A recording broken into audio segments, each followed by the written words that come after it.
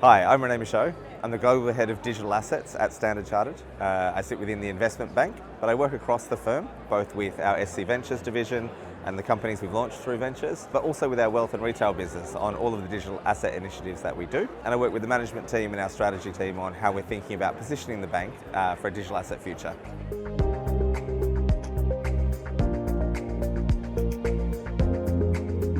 So I think that interoperability question is really interesting. I think we have this view that there's a magic interoperability that'll take the complexity out of all of the systems. But I think actually in terms of interoperability, what it requires is for particularly incumbent financial institutions to develop skills and capabilities across multiple different blockchains, multiple asset classes, and to remove that complexity for their clients. I do think some of the standards and frameworks that we have today, we've had some announcements from Swift around working on digital assets.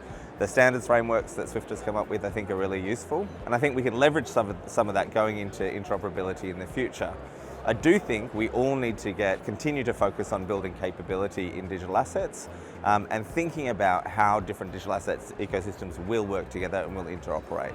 But I certainly don't think there's a magic new formula that'll make interoperability super simple.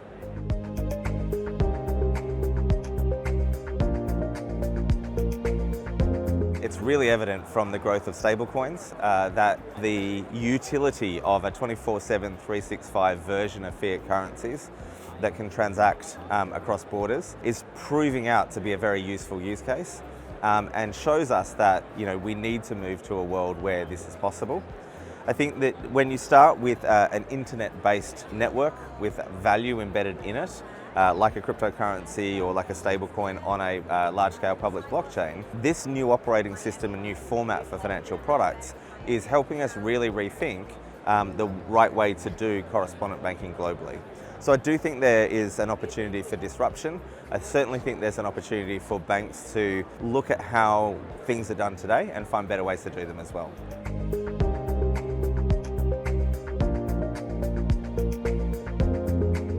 We saw during COVID a huge adoption of Bitcoin and then later stablecoins for remittance flows. And I think this is a response to some of that friction that exists.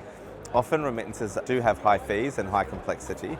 And in fact, even certain remittance companies are already using stablecoins and other forms of digital assets to reduce the cost of their operations and simplify treasury movement for themselves to make remittances more accessible. So I think whether you're talking about changing the way that traditional institutions provide remittance services, or whether you're talking about a completely new way for remittances to operate, none of us can really ignore the impact of digital assets. And I think stablecoins in particular are seeing a big uptake for that kind of flow.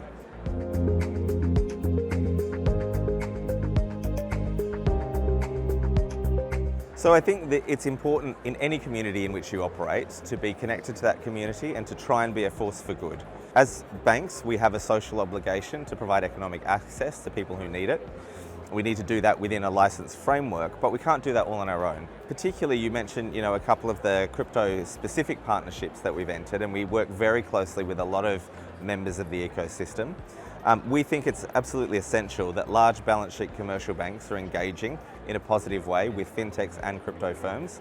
And we do a lot of this at Standard Chartered because that helps create a virtuous cycle which improves the ecosystem for anyone. There are certain things because of capital rules and other things that banks are not going to be able to do for some time.